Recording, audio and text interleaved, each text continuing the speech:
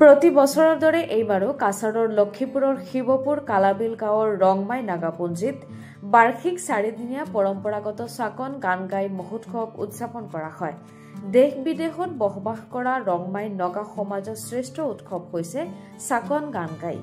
শীতকালত উদযাপন কৰা চাকন গান গাই উৎসৱ কাছাৰ জিলাৰ নগা ৰংমাইৰ প্ৰতিখন গাঁৱতেই পালন কৰা হয় যদিও মূল অনুষ্ঠান লক্ষীপুৰৰ শিৱপুৰ কালাবিল গাঁৱত আয়োজন কৰা হৈছে।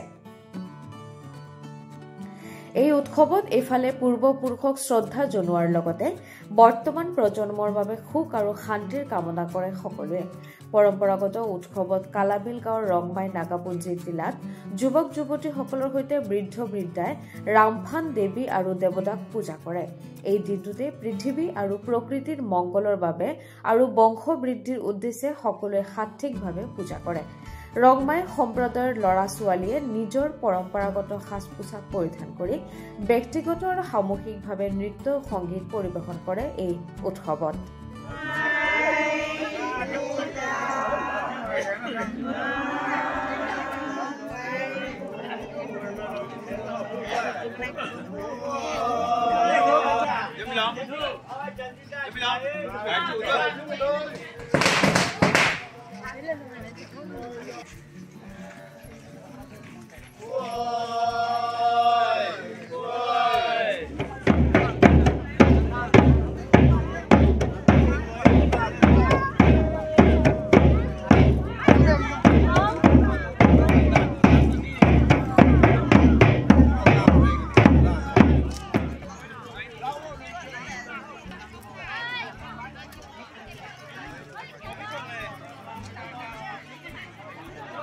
চতুর্থ পর্ব আছে।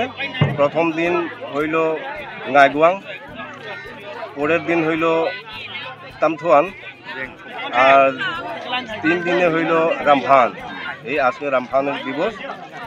এই রামফান দিবসে আমরা এই একটা স্থানে আইয়া আমরা সকলে সমবেত হইয়া আমাদের এরিয়ার পরিবেশ আমরা এখানে প্রদর্শন করি এবং রামফান দেবতাকে আমরা আজকে পূজা অর্চনা করি যাতে আমাদের এই এলাকার প্রাকৃতিক যে জিনিসগুলো যাতে ফল ফুল থেকে শুরু করে যেমন জল মানে সবটাই যাতে চির সুন্দর হয়ে থাকে, যাতে পরিপূর্ণ হয়ে থাকে, সেই জন্য আমরা এখানে আইয়া সকলে সম্মিলিত হইয়া পূজা অর্চনা করি।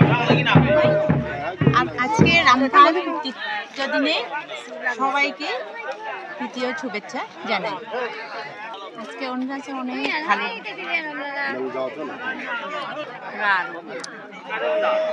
এটা আমাদের